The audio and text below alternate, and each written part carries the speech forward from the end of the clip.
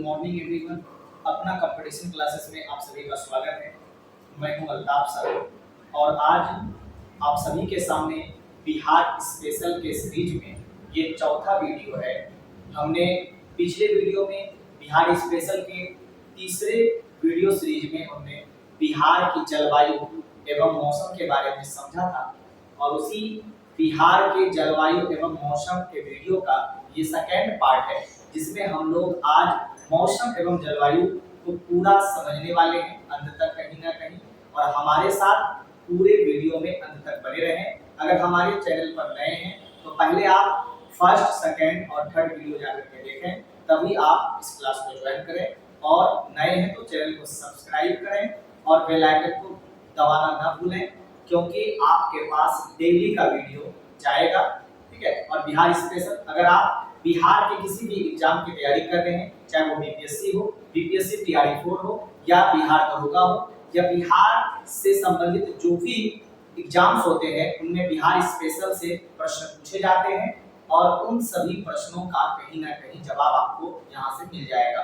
तो चलिए हम शुरू करते हैं। पिछले जो बिहार की जलवायु एवं मौसम हम लोग समझे थे, उसी टॉपिक से हम लोग आगे बढ़ेंगे। हम लोग कहीं ना कहीं बिहार की मौसम को 3 भागों में बांटे थे पिछले वीडियो में, जिसमें हम लोगों ने पढ़ा था कि 3 मौसम कौन कौन सा होता है, ग्रीष्म ऋतु, वर्षा ऋतु और शीत ऋतु।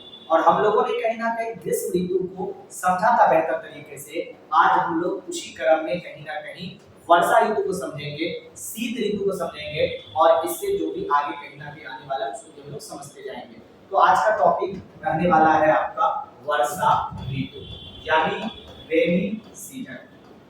वर्षा ऋतु को क्या कहा जाता है? Rainy season. Rainy season. ठीक है। अब बात आता है कि वर्षा ऋतु का आगमन कब होता है। तो वर्षा ऋतु का आगमन होता है बिहार में आपका जब दक्षिण पश्चिम मानसून, यानी दक्षिण पश्चिमी मानसून के आगमन के बाद ही कहीं ना कहीं बिहार में वर्षा ऋतु का क्या होता है, प्रारंभ होता है। और जो बिहार में वर्षा ऋतु है वो कब से कब तक रहता है, तो याद रखिएगा मध्य जून से लेकर के मध्य अक्टूबर तक बिहार में कहीं ना कहीं वर्षा ऋतु होता है, यानी बारिश होता है कहीं ना कहीं। कब होता है? मध्य जून से लेकर के अक्टूबर तक में आपका क्या होगा, बारिश होगा। ठीक है। और बात आता है कि दक्षिण पश्चिमी मानसून जो है वो कैसे आता है, क्या है और कौन सा शाखा आता है, तो हम लोग उसको भी कहीं ना कहीं देखें। ये आपके सामने भारत का इसका मैप है, आपका भारत का मैप है। और भारत के मैप में कहीं ना कहीं आपका ये जो इलाका है, ये नीचे वाला भारत के, इसको कहा जाता है हिंद महासागर। क्या कहा जाता है? हिंद महासागर। हिंद महासागर है। ये कौन सा इलाका है आपका? हिंद महासागर है। और ये जो आपका हिंद महासागर है, इसी इलाके से यानी कह सकते हैं आप कि जो 0 डिग्री अक्षांश के आसपास है वहां से एक हवा चलती है और वो हवा कहीं ना कहीं भारत में केरल से मानसून को क्या कराती है, प्रवेश कराती है। और इससे कहीं ना कहीं ये आपका कहीं ना कहीं अरब सागर है। कौन सा सागर आपका? अरब सागर। और ये आपका है बंगाल की खाड़ी, यानी जिसको बे ऑफ बंगाल कहते हैं, बंगाल की खाड़ी। ठीक है। तो देखिए होता क्या है कि ये दक्षिण पश्चिम जो मानसून कहीं ना कहीं आ रहा होता है, इसका अब अरब सागर, बंगाल की खाड़ी, यहाँ से भी वो जल ग्रहण करेगा। ठीक है। तो ये कहीं ना कहीं हवा है, दक्षिण पश्चिम मानसून क्या एक तरह का हवा है जिसमें नमी होता है और इसी नमी के कारण कहीं ना कहीं केरला के क्षेत्रों में वर्षा होता है। सबसे पहले कहीं ना कहीं केरल मानसून पहुंचता है और केरल से होते हुए पूरे भारत को प्रवेश करते हुए कहीं ना कहीं बिहार में भी मानसून आता है। तो ये बिहार में मानसून का 2 शाखा पड़ जाता है भारत में आने, एक अरब सागर का और दूसरा कहीं ना कहीं बंगाल की खाड़ी का। तो बिहार में दक्षिणी पश्चिमी मानसून का कौन सा शाखा आता है, तो वो आप याद रख सकते हैं, बंगाल की खाड़ी। कौन सा शाखा आता है आपका? बंगाल की खाड़ी का जो शाखा है, उसी शाखा से बिहार में कहीं ना कहीं क्या होता है, वर्षा होता है। तो दक्षिणी पश्चिमी मानसून का कौन सा शाखा से बिहार में क्या होगा, वर्षा होगा। ठीक है। तो ये कहीं ना कहीं आप मोटा मोटी समझ चुके होंगे। ठीक है। तो समझिएगा इसको कहीं ना कहीं वर्षा ऋतु जो है कब आता है, तो वर्षा ऋतु कब आता है आपका, तो दक्षिण पश्चिम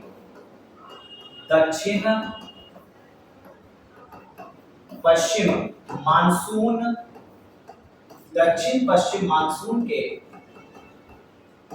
आगमन के साथ ही बिहार में वर्षा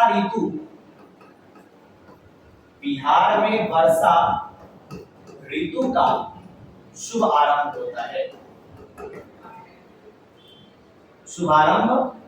होता है, ये याद रख सकते हैं।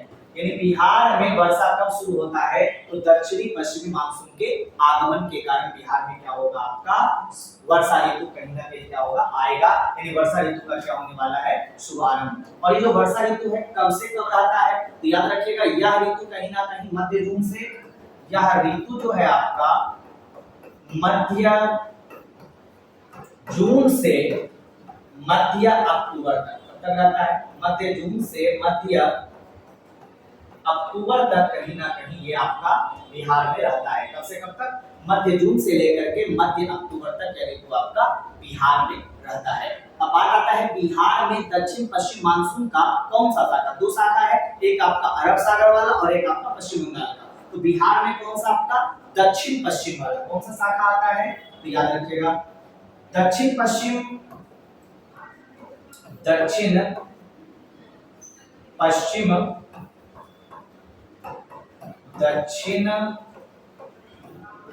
मानसून का बंगाल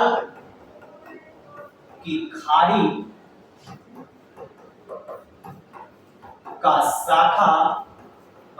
खाड़ी का शाखा बिहार में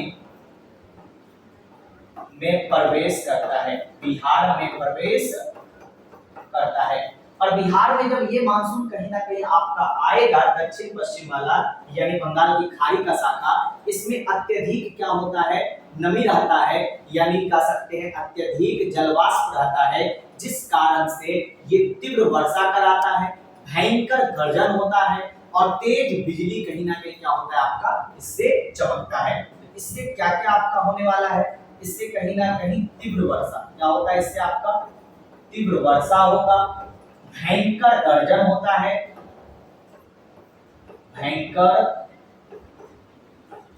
होगा और क्या होने वाला है? बिजली चमकेगा। क्या चमकेगा आपका? बिजली की चमक। तो ये सब कहीं ना कहीं आपको क्या होता है?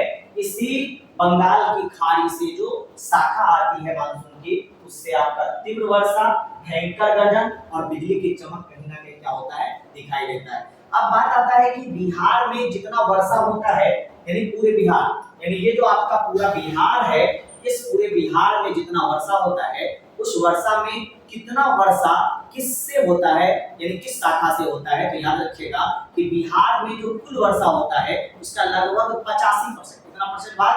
85% भाग दक्षिण पश्चिमी मानसून से होता है और मात्र में 15% भाग जो है वो किससे होगा आपका? तो वो उत्तर पूर्वी मानसून से कहीं ना कहीं होता है। तो ये भी आपको कहीं ना कहीं याद रखना पड़ेगा। यानी बिहार में कुल वर्षा का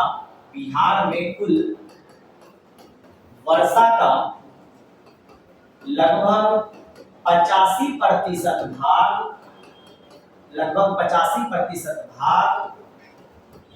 दक्षिण पश्चिम मानसून से प्राप्त होता है। किससे होता है? यानी 85 सबसे अधिक बिहार में वर्षा किससे होगा? दक्षिणी पश्चिमी मानसून से। जबकि उत्तर पूर्वी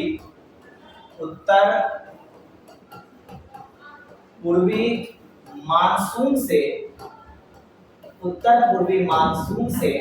15% ही वर्षा होती है। यानी याद क्या रखना है आपको कि बिहार में जितना वर्षा है, मान लीजिए 100% बिहार में वर्षा है, तो 100% वर्षा का 85% जो वर्षा है वो कहां से होने वाला है? तो वो दक्षिण पश्चिम मानसून से होगा और जो 15% है वो किससे होता है आपका? तो वो होता है आपका उत्तर पूर्वी मानसून से होता है।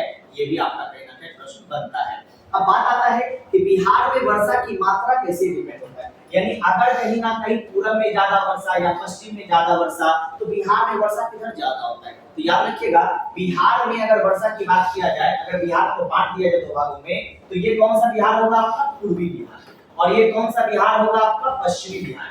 तो पूर्वी बिहार में ज्यादा वर्षा या पश्चिमी बिहार में, तो याद रखिएगा ज्यादा वर्षा किधर होगा आपका, पूर्वी बिहार में, यानी पूर्वी बिहार में ज्यादा वर्षा और पश्चिमी बिहार में क्या होने वाला है आपका, कम वर्षा। और जैसे जैसे पूर्वी बिहार से पश्चिमी बिहार की ओर आएंगे तो वर्षा की मात्रा में क्या होता है, कमी आता है। और ऐसा क्यों होता है, क्योंकि वर्षा बंगाल की खाड़ी किधर पड़ता है, बंगाल की तरफ, और पूर्वी बिहार किधर है आपका, बंगाल। तो इसलिए कहीं ना कहीं पूर्वी बिहार से जो मानसून आता है और ये नमी लेकर के आता है, पश्चिमी बिहार जाते जाते क्या होगा, इसका मात्रा नमी का कमते चला जाता है, जिस कारण से पश्चिमी बिहार में वर्षा कम होते चला जाता है। तो याद रखिएगा ज्यादा वर्षा किधर होगा आपका, पूर्वी बिहार में, और पश्चिमी बिहार में वर्षा क्या होगा, कम होगा। ठीक है, तो इसको भी याद रखिएगा। पूर्वी बिहार यानी बिहार में पूर्वी बिहार की तुलना में,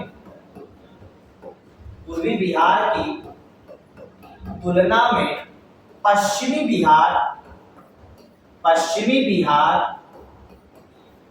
में कम वर्षा होती है, पश्चिमी बिहार में कम वर्षा होती है। और याद रखिएगा, पूर्वी बिहार से पश्चिमी बिहार की ओर आएंगे तो वर्षा की मात्रा में कमी आएगी, और पूर्वी बिहार से पश्चिमी बिहार की ओर आने पर, पश्चिमी बिहार की ओर आने पर वर्षा की मात्रा में कमी आती है, वर्षा की मात्रा में कमी आती है। तो ये भी आप याद रख सकते हैं। जैसे आप पूर्वी बिहार में जाओगे वर्षा अधिक, पश्चिम बिहार में वर्षा कम, और पूरब से पश्चिम जाओगे यानी इधर से जैसे आप इधर जाओगे तो वर्षा की मात्रा क्या होने लगेगी, आपका कम होने लगेगा। यानी पूर्वी बिहार में ज्यादा वर्षा और पश्चिमी बिहार में कम वर्षा कहीं ना कहीं होता है। अब बात आता है कि बिहार में औसत वर्षा होता कितना है, यानी बिहार में औसत वर्षा कितना होता है। याद रखिएगा 112, कितना होता है आपका, 112 सेंटीमीटर। यानी बिहार का जो अगर औसत वर्षा की बात किया जाए, औसत वर्षा यानी एवरेज पूरे वर्षा का कितना है आपका, 112 सेंटीमीटर। कितना आपका, 112 सेंटीमीटर बिहार में औसत वर्षा होता है। अब बिहार में ज्यादा वर्षा कहाँ होता है, तो याद रखिएगा बिहार में ज्यादा वर्षा जो है ये बिहार का उत्तर पूर्वी, बिहार का कौन सा क्षेत्र आपका, उत्तर पूर्वी जो क्षेत्र है, यहाँ पे वर्षा क्या होता है, बहुत अधिक होता है। ठीक है, और जो मैदानी क्षेत्र होता है यहाँ भी वर्षा होगा ठीक ठाक, लेकिन उत्तर पूर्वी से कम, और दक्षिण बिहार में वर्षा क्या होगा आपका, कम होगा। इधर क्या होने वाला आपका, अधिक होने वाला है, और इधर क्या होने वाला आपका, कम होने वाला है। ठीक है, तो देखिए कितना होता है अधिक, तो याद रखिएगा 200 सेंटीमीटर से प्लस उत्तर पूर्वी बिहार में कितना होता है, तो याद रख सकते हैं उत्तर पूर्वी बिहार में वर्षा जो है वो कितना होगा आपका, 200 सेंटीमीटर से अधिक, 200 सेंटीमीटर से क्या होने वाला है आपका, अधिक होने वाला है। और यही अगर कहीं ना कहीं मैदान में देखोगे, यानी मैदानी भाग में वर्षा कितना होगा, मैदानी भाग में अगर बात किया जाए वर्षा का, मैदानी भाग में वर्षा, तो याद रखिएगा 100 से 150 सेंटीमीटर कितना वर्षा होता है, 100 से 150 सेंटीमीटर क्या होगा, वर्षा होगा। इसी तरह अगर कहीं ना कहीं दक्षिणी बिहार की बात किया जाए, कि दक्षिण बिहार जो है यहाँ पे वर्षा कितना होता है, तो दक्षिणी बिहार में वर्षा 100 सेंटीमीटर से क्या होगा आपका, कम होता है। यानी 100 सेंटीमीटर से क्या होगा आपका, कम वर्षा कहीं ना कहीं, औसत वर्षा 100 सेंटीमीटर से क्या होने वाला है, कम होने वाला है। इस तरह से आप बिहार की वर्षा को देख सकते हैं, और औसत कहीं ना कहीं कितना हो जाएगा, 112 सेंटीमीटर लगभग कहीं ना कहीं क्या है, बिहार का औसत वर्षा है कुल मिलाकर के। अब बात आता है बिहार में वर्षा सबसे अधिक किस जिला में होता है, तो याद रखिएगा बिहार में सबसे अधिक वर्षा वाला जिला कौन सा है, किशनगंज। कौन सा जिला आपका, किशनगंज। कौन सा जिला आपका, किशनगंज। और सबसे कम वर्षा वाला जिला कौन सा है, तो याद रखिएगा औरंगाबाद। कौन सा जिला आपका, जो दक्षिण बिहार में पड़ता है, औरंगाबाद। कौन सा जिला आपका? औरंगाबाद। यानी सबसे ज्यादा वर्षा किशनगंज और सबसे कम वर्षा बिहार में कहां होता है? तो वो होता है आपका औरंगाबाद। इसको भी लिख लीजिए। सर्वाधिक वर्षा, सर्वाधिक जो वर्षा है, वर्षा वाला जिला, सर्वाधिक वर्षा वाला जिला कौन सा है? तो किशनगंज। कौन सा है आपका? किशनगंज। वेरी वेरी इंपॉर्टेंट, बहुत बार एग्जाम में क्वेश्चन पूछा जा चुका है कि सर्वाधिक वर्षा वाला जिला का नाम बताइए बिहार में, तो कौन सा है? किशनगंज। कौन सा जिला आपका? किशनगंज। क्योंकि यहाँ पे पर्वतीय इलाका है और कहीं ना कहीं बंगाल की खाड़ी से क्या है, नजदीक भी पड़ता है, ठीक है, इसलिए। और सबसे कम यानी न्यूनतम बात किया जाए या सबसे कम, अगर बात किया जाए सबसे कम वर्षा वाला जिला की बात किया जाए तो ये कौन सा जिला है? तो याद रखिएगा औरंगाबाद। कौन सा? औरंगाबाद। यानी औरंगाबाद जो है यहाँ सबसे कम वर्षा होता है, ठीक है। तो ये वर्षा से संबंधित अगर आप इतनी बात को याद रखते हैं तो आपका प्रश्न छूटने वाला नहीं है कहीं ना कहीं, ठीक है। तो आगे बढ़ते हैं। आगे हम लोग जानते हैं शीत ऋतु के बारे में। शीत ऋतु क्या होता है और शीत ऋतु से संबंधित हम लोग बात करेंगे, ठीक है। तो अगला टॉपिक क्या है आपका? शीत ऋतु। शीत ऋतु, और अंग्रेजी में क्या कहते हैं इसको? Winter season. क्या कहा जाता है? विंटर सीजन, ठीक है। क्या कहा जाता है? Winter season. यानी विंटर मतलब ठंडी ऋतु। इसमें क्या होता है? बहुत ही कनकनी वाला ठंडा होता है बिहार में। यानी जनवरी के महीने में सबसे अधिक ठंडा आपको देखने को मिलता है। अब बात आता है कि ये शीत ऋतु कब आता है, तो याद रखिएगा शीत ऋतु कब आता है? मानसून के जाने के बाद, जब कहीं ना कहीं मानसून क्या होता है बिहार से लौटने लगेगा, तो कौन सा ऋतु आ जाएगा? शीत ऋतु। और उस समय होता क्या है, जब मानसून कहीं ना कहीं बिहार से लौटने लगता है तो बिहार में आर्द्रता यानी आर्द्रता बढ़ जाता है वातावरण में, प्लस में रात में क्या होने लगेगा? ओस गिरने लगता है। और रात में अत्यधिक ओस गिरने से कहीं ना कहीं तापमान में अचानक क्या हो जाएगा? गिरावट आ जाएगा, जिससे शीत ऋतु कहीं ना कहीं आगमन हो जाता है। और शीत ऋतु कब से कब तक होता है? तो याद रखिएगा मध्य अक्टूबर से लेकर के लगभग कहीं ना कहीं फरवरी तक आपका शीत ऋतु बिहार में क्या होता है? रहता है, ठीक है। और जानेंगे शीत ऋतु में कि तापमान कैसे कहां का क्या होता है, ठीक है। तो पहले ये ऋतु आता कब है? तो याद रखिएगा मानसून के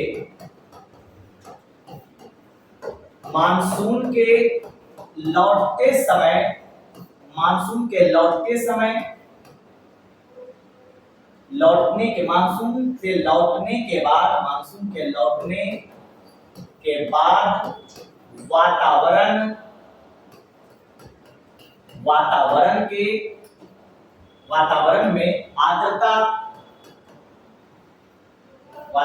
में आर्द्रता और रात में अत्यधिक ओस गिरने से, रात में अत्यधिक ओस गिरने से और रात में अत्यधिक क्या गिरने से? ओस गिरने से तापमान में क्या होगा? तापमान में कमी आती है, जिससे शीत ऋतु का आगमन माना जाता है। जिससे क्या माना जाता है? जिससे शीत ऋतु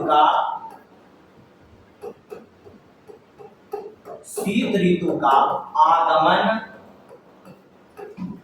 माना जाता है। यानी शीत ऋतु यहीं से कहीं ना कहीं बिहार में क्या होता है? प्रवेश करता है। यानी जैसे ही मानसून लौट जाता है तो वातावरण आर्द्र हो जाता है और रात में क्या होता है? अत्यधिक ओस गिरने से तापमान में क्या होगा? अचानक कमी आ जाती है, जिससे माना जाता है कि शीत ऋतु बिहार में क्या हो गया? आ गया कहीं ना कहीं, ठीक है। ऐसे इसको कौन सा बोलते हैं? शरद। आगे चलते हम बात करने वाले, ठीक है। तो ये शीत ऋतु का कहीं ना कहीं शुरुआत माना जाता है और शीत ऋतु की शुरुआत को कहीं ना कहीं शरद ऋतु, ठीक है। तो ये भी कहीं ना कहीं हम लोग कहते हैं। तो ये आपको समझ में आ गया होगा, ठीक है। और शीत ऋतु कब से कब तक रहता है? तो जस्ट यह ऋतु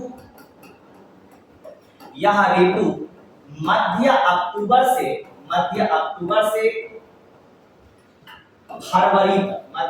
से फरवरी तक रहता है। कब तक रहता है? याद रखिएगा मध्य अक्टूबर से लेकर के फरवरी तक ये ऋतु कहीं ना कहीं बिहार में रहता है। अब देखिए ये जो फरवरी तक रहता है, इस ऋतु में तापमान का क्या हालचाल है? तो तापमान क्या होता है कि यानी नवंबर के महीने में आपका जो तापमान होता है बिहार का वो लगभग कहीं ना कहीं 19 डिग्री सेल्सियस से 19 डिग्री सेल्सियस से लेकर के लगभग आपका 22 डिग्री सेल्सियस तक कहीं ना कहीं क्या रहता है, तापमान रहता है। और जैसे आप कहीं ना कहीं जनवरी आ जाओ, जैसे क्या जाइएगा जनवरी, तो जनवरी में जो है तापमान वो एकदम गिर जाता है। यानी सबसे ज्यादा तापमान कौन से महीने में होता है शीत ऋतु में, तो कौन सा महीना है वो आपका जनवरी। और इस समय बहुत कड़क की कहीं ना कहीं क्या होती है, बिहार में ठंडी होती है, ठीक है। और ये कहीं ना कहीं इस समय जो तापमान है आपका 7.5 डिग्री सेल्सियस से लगभग 10.5 डिग्री, यानी 7 से लेकर 10, कहीं कहीं पे 6 डिग्री भी तापमान आता है। और हवा शीतलहर भी कहीं ना कहीं इस समय आपको देखने को क्या होता है, मिलता है जनवरी के महीने में कहीं ना कहीं, ठीक है। और यही जनवरी का महीना है जब आपका जो शिवालिक हिमालय है, यानी ये वाला जो इलाका पूरा देख रहे हैं आप कहीं ना कहीं, ये कौन सा इलाका है, चंपारण का, यहाँ पे शिवालिक हिमालय, जहाँ पे सोमेश्वर पर्वत, कौन सा पर्वत श्रेणी यहाँ पे आपको देखने को मिलता है, सोमेश्वर पर्वत श्रेणी। और ये क्या है, शिवालिक हिमालय का ही भाग है आपका। और इस शिवालिक हिमालय का जो पर्वत पदीय क्षेत्र है, यानी जो पर्वत का जो कहीं ना कहीं तलहटी है, वहां पे कहीं ना कहीं पाला क्या गिरने लगता है, पाला। पाला का मतलब पूरा का पूरा बर्फ गिरना शुरू होता है और बर्फ फसल पर कहीं ना कहीं पूरा का पूरा समा जाता है। यानी यहाँ पे आपका पाला गिरने का कहीं ना कहीं समय कौन सा है, तो यही जनवरी है जहाँ पे पाला आपका कहीं ना कहीं गिरता है। और सबसे ठंड का महीना कौन सा है, तो जनवरी, याद रखिएगा। सबसे ठंडा यानी सर्वाधिक ठंड कौन से महीने में रहेगा आपका, जनवरी में रहेगा, ठीक है। तो इसको भी कहीं ना कहीं आप नोट डाउन कर लीजिए। तो क्या है आपका जनवरी के महीने में, जनवरी के माह में शिवालिक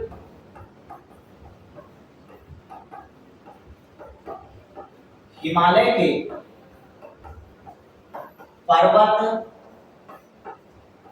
पदीय क्षेत्र में पाला गिरने लगता है। क्या गिरने लगता है, पाला गिरने लगता है, याद रखिएगा। क्या गिरने लगता है, पाला। यानी पाला क्या होता है, बर्फ, यानी पूरा का पूरा फसल पर बर्फ क्या हो जाता है, जम जाता है, उसको ही कहते हैं पाला। और कौन से महीने में, जनवरी के महीने में। और कहां पे, ये शिवालिक हिमालय यानी चंपारण का इलाका जो है कहीं ना कहीं वहां पे ये देख रहे हैं, वो पश्चिमी चंपारण सोमेश्वर श्रेणी के आसपास की हम बात कर रहे हैं। और क्या होता है, सर्वाधिक ठंड का महीना कौन सा है, तो याद रखिएगा सर्वाधिक ठंड का महीना आपका कौन सा है, तो वो है आपका जनवरी। यानी सर्वाधिक ठंड का महीना या माह कौन सा है आपका, तो याद रखोगे जनवरी। कौन सा महीना आपका, जनवरी जो है वो सर्वाधिक ठंड का महीना है कहीं ना कहीं बिहार में। कौन सा महीना आपका, जनवरी का माह क्या है, सबसे ठंड का महीना है।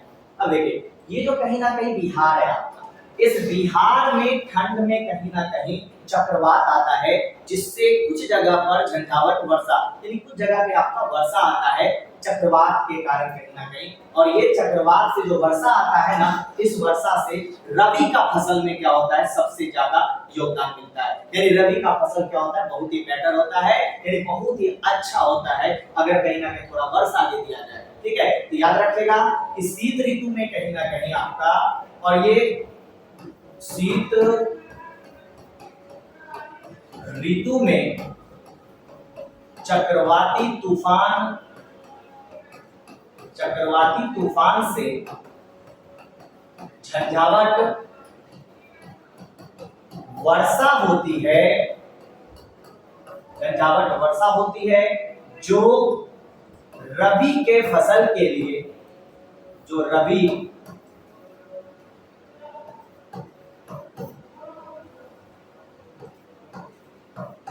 रबी के फसल के लिए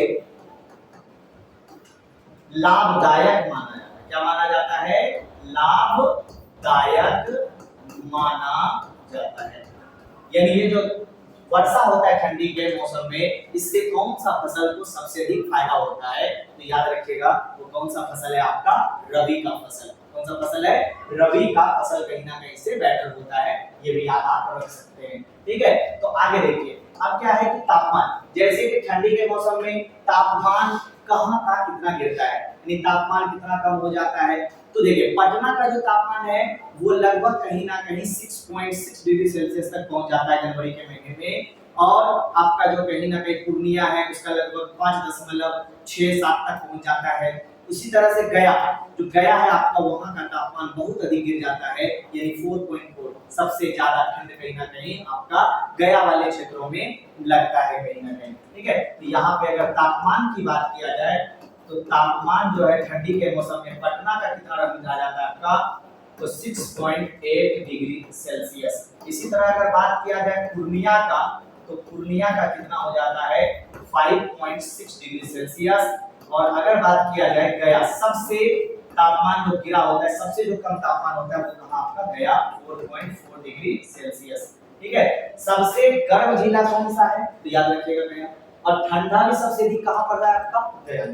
ठीक है, तो दक्षिण बिहार में ठंडा भी क्या होता है आपका, बहुत अधिक कहीं ना कहीं पड़ता है। तो ये भी आप कहीं ना कहीं याद रख सकते हैं, इसको कहीं ना कहीं ठंडा कहाँ पड़ रहा है आपका, तो ये भी आपका कहीं ना कहीं गया जिला में ही कहीं ना कहीं पड़ता है। ठीक है, तो आगे बढ़ते हैं। आगे कहीं ना कहीं अब है कि मौसम को और भी तरह से कहीं ना कहीं बांटा जा सकता है। हमने 3 तरह से मौसम को पढ़ा, हमने गर्मी को पढ़ा, ठंडी को पढ़ा और वर्षा। यानी गर्मी ऋतु क्या होता है, ग्रीष्म ऋतु को हम लोग बोलते हैं। ठीक है, फिर हम लोग वर्षा ऋतु को पढ़े और हम लोग शीत ऋतु। अब देखिए मौसम को कहीं ना कहीं और भी तरीके से बांटा गया है, यानी मौसम विभाग, जो भारत का मौसम विभाग है, उन्होंने बिहार की कहीं ना कहीं मौसम को 4 भागों में बांटा गया है, 4 भागों में। इसको भी याद रखिएगा। मौसम विभाग ने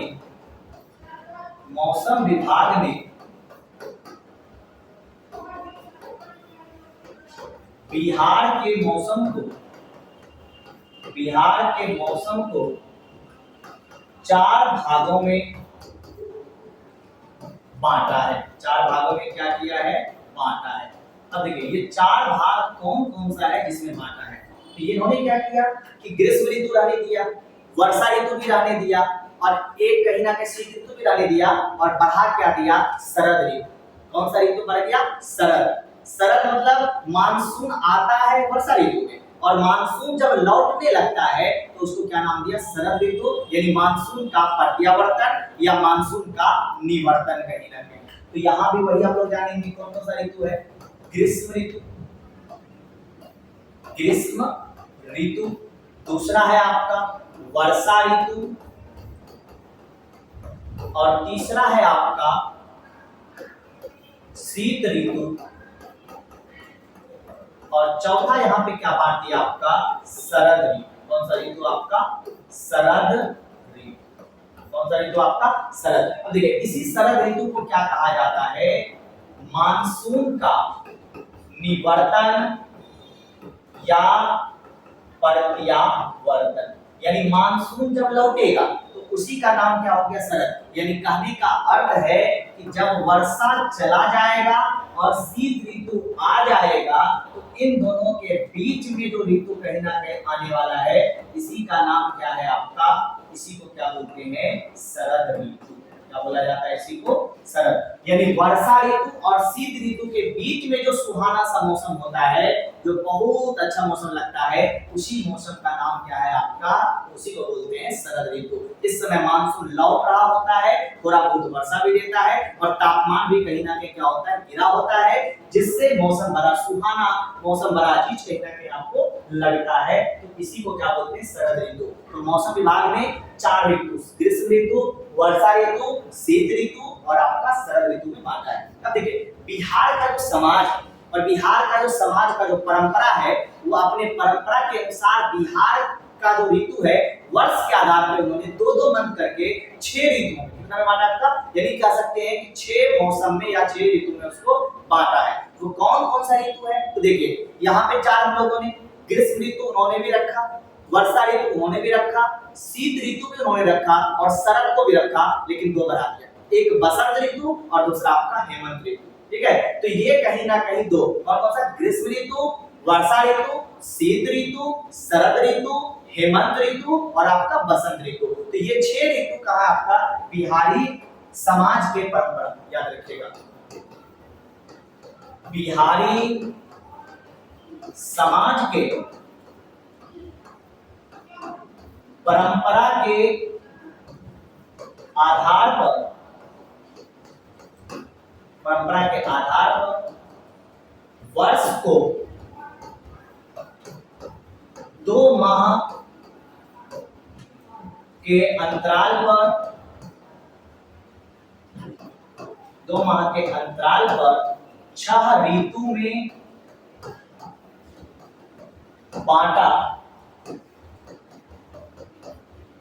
गया है। 6 ऋतु में क्या क्या गया है, बांटा गया है। तो अच्छा ऋतु कौन कौन सा है, तो उसको हम लोग कहीं ना कहीं जान चुके हैं और फिर से एक बार जान लेते हैं। सबसे पहला जो है वो कौन सा, बसंत ऋतु। कौन सा ऋतु आपका, बसंत ऋतु। और ये जो बसंत ऋतु है इसको हम लोग पतझड़, इसमें पत्ता क्या होता है, झड़ता है, यानी ठंडी जाने के बाद जो तुरंत आता है। यानी ठंडी जैसे आपका फरवरी में चला जाता है तो मार्च से जो ऋतु, यानी मार्च अप्रैल में जो ऋतु आपको देखने को मिलता है वो कौन सा ऋतु है आपका, वो कौन सा है, बसंत ऋतु। कौन सा ऋतु आपका, बसंत ऋतु। ठीक है, उसके बाद क्या शुरू होगा, ग्रीष्म। कौन सा शुरू होगा, गर्मी। यानी मई जून क्या होगा, बहुत अधिक गर्मी रहता है, तो इसको बिहार में क्या कहते हैं, ग्रीष्म ऋतु।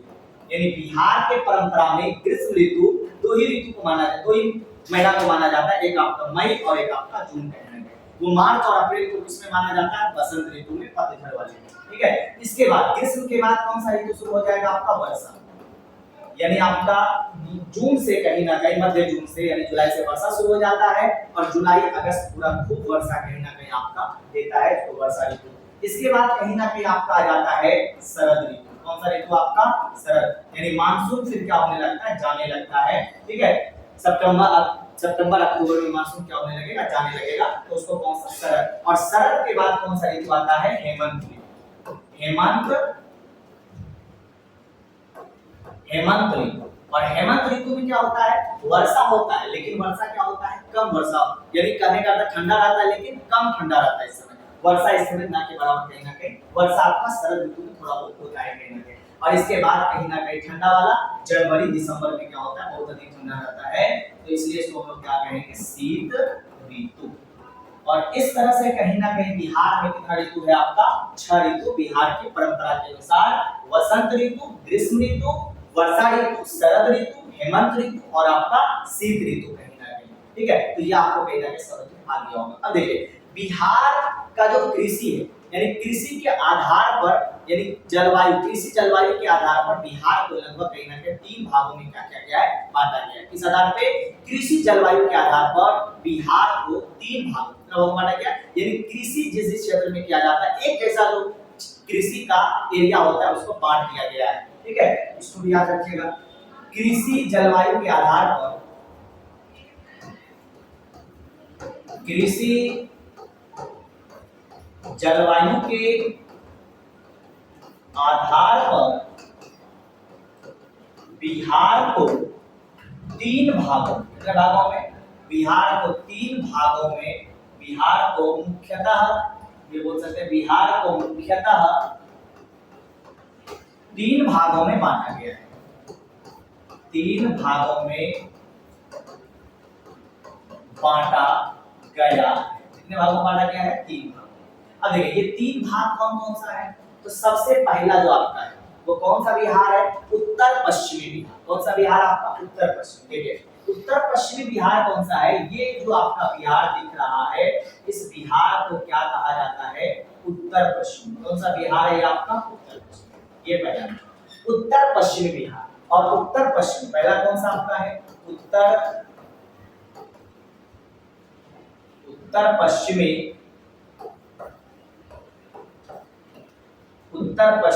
क्षेत्र, क्या बोल सकते हैं, उत्तर पश्चिमी क्षेत्र या उत्तर पश्चिमी प्रदेश। ठीक है, तो ये कहीं ना कहीं पहला है, जिसके अंतर्गत कितना जिला आपका आता है, 13। कितना जिला आता है इसके अंतर्गत, 13। यानी ये जो आप देख रहे हैं घेरा हुआ, ठीक है, 1 नंबर जो लिखा गया है इसमें 13 जिला है। और ये 13 जिला का कहीं ना कहीं एक क्षेत्र है जिसमें समान जलवायु और समान कृषि कहीं ना कहीं लगभग किया जाता है। कौन कौन सा जिला है 13 में आपका, तो याद रखिएगा 13 में पश्चिमी चंपारण हो गया आपका, पूर्वी चंपारण हो गया आपका, सीतामढ़ी, शिवहर है आपका, मुजफ्फरपुर हो गया, वैशाली हो गया, 6 हो गया कहीं ना कहीं, फिर गोपालगंज, सारण और सिवान, तो कितना हो गया आपका, 6 3 9 हो गया।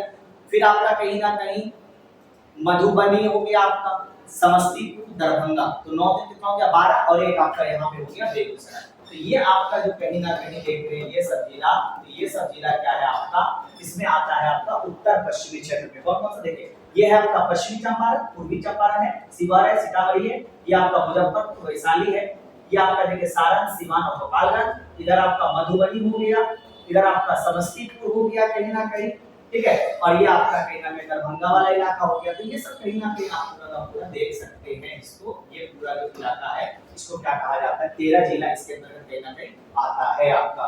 और दूसरा जो क्षेत्र है वो है आपका उत्तर पूर्वी। कौन सा इलाका आपका, उत्तर पूर्वी इलाका। ये जो आपको दिख रहा है ये कौन सा इलाका है आपका, उत्तर पूर्वी इलाका कहीं ना कहीं, ठीक है, ये हो गया पहला, और ये हो गया उत्तर पूर्वी इलाका।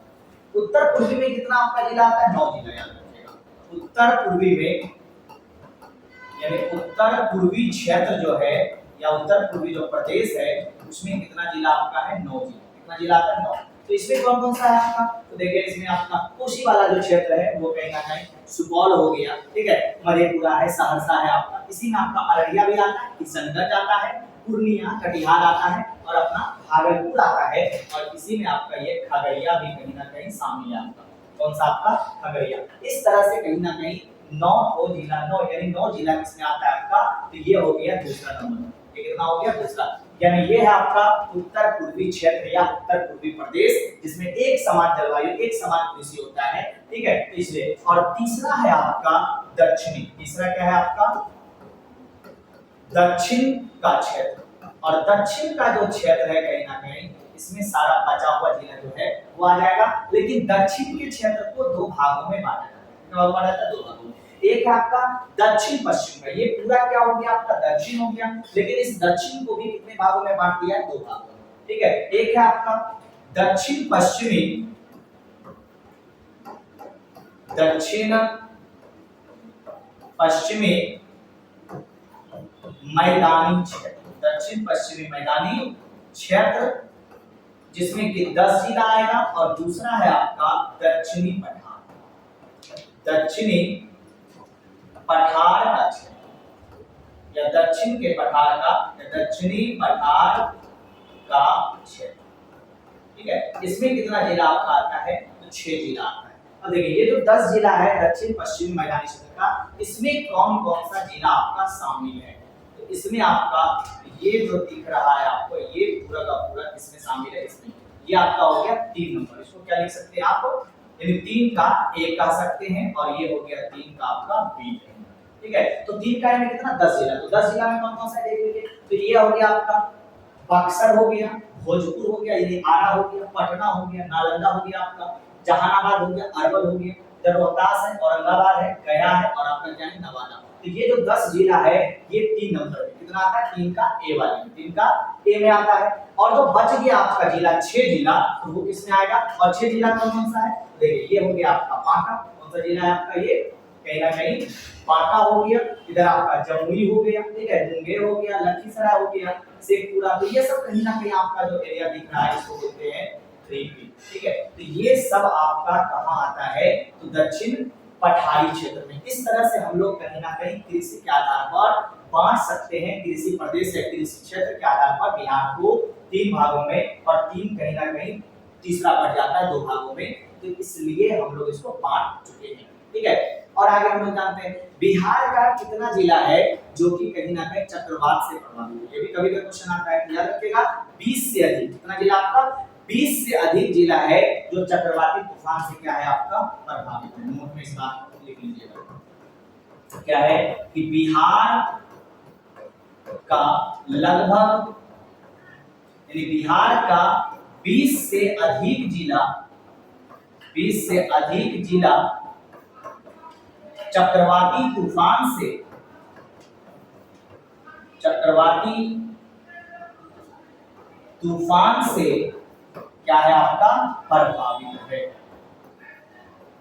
प्रभावित है। चक्रवाती तूफान से क्या है आपका प्रभावित जिला, 20 से अधिक जिला जो है वो बिहार का चक्रवाती तूफान से क्या होता है प्रभावित, यानी चक्रवात से जो तूफान आता है वो कहीं ना कहीं यहाँ पे बहुत ज्यादा ही नुकसान करता है जान माल को, ठीक है, तो प्रभावित जिला है। अब देखिए बिहार का जो जलवायु, इस जलवायु को प्रभावित करने वाले कारक कौन कौन से, कौन कौन ऐसा है जो बिहार की जलवायु पर मुख्य भूमिका निभाता है, या जो बिहार की जलवायु को अपने अकॉर्डिंग कर लेता है, यानी बिहार की जलवायु को क्या करता है, प्रभावित करता है। तो उसको भी लिख लेते हैं। तो देखिए बिहार की जलवायु को, बिहार की जलवायु को प्रभावित करने वाले कारक, कौन कौन सा कारक है जो बिहार की जलवायु को क्या करता है, प्रभावित करता है, ये भी मोस्ट इंपॉर्टेंट है।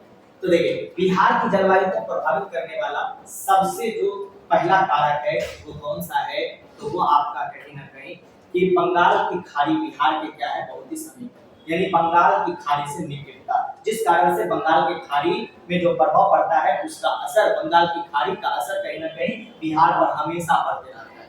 तो पहला क्या हो जाएगा, बंगाल की खाड़ी से निकटता, बंगाल की खाड़ी से निकटता,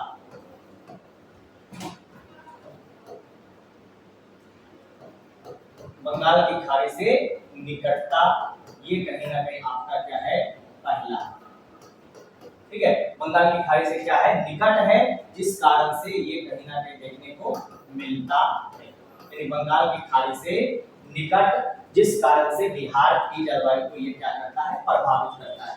दूसरा कारण क्या है, कर्क और मकर रेखा, यानी बिहार आपका कितना डिग्री पे है, 24, और 24 से जस्ट बगल में क्या होता है, 23.5, तो कर्क और मकर रेखा की स्थिति, ये भी बिहार की जलवायु को क्या करता है, प्रभावित करता है।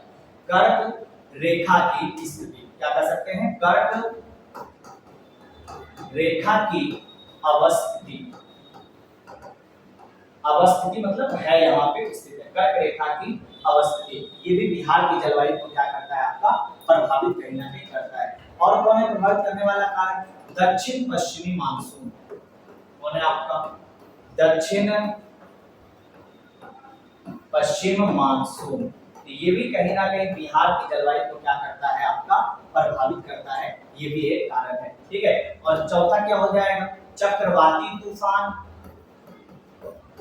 चक्रवाती तूफान या और अन्य तूफान, और अन्य कहीं ना कहीं बहुत सारा जो तूफान आता है वो भी बिहार की जलवायु को क्या करता है, आपका प्रभावित करता है। तो ये सब आपका बिहार की जलवायु को प्रभावित करने वाले क्या है, कारक है, ठीक है। तो ये कहीं ना कहीं बिहार का जलवायु एवं मौसम था, जिसको हम लोगों ने पूरा डिटेल से पढ़ा 2 क्लास में। आप वीडियो नंबर 3 और वीडियो नंबर 4 को पूरा देख करके पूरे जलवायु एवं बिहार के मौसम को समझ सकते हैं, एक भी टॉपिक आपका छूटा नहीं है, ठीक है। और पूरे वीडियो को आप जब देखेंगे तो बिहार के किसी भी एग्जाम में और बिहार के किसी भी प्रश्न को आप छोड़ के, जलवायु से संबंधित जो प्रश्न आएगा मौसम से, उसको आप छोड़ के नहीं आइएगा। लेकिन आपको इस वीडियो को 1 से 2 बार अगर देखिएगा तो पूरा आपका कंप्लीट हो जाएगा। और हमने फाउंडेशन के आधार पर इसको पूरा का पूरा आपको दिया है, और इसको आप एक बार जा करके पूरा देखिए। और अभी हमारे चैनल पे अगर नए हैं तो बेल आइकन को जरूर बजाइए, क्योंकि आपको और नया वीडियो आपको मिलता रहेगा, और सब्सक्राइब करना तो ना भूलें, ठीक है। तो हम लोग आगे कहीं ना कहीं इसी क्रम में और भी वीडियो आते रहेगा। तो आज के लिए यही, और ये चैप्टर आपका क्या हो जाता है, हो जाता है यानी चैप्टर क्या हो गया, आपका समाप्त हो गया, ठीक है। तो हम लोग मिलेंगे अगले वीडियो में। जय हिंद, जय भारत।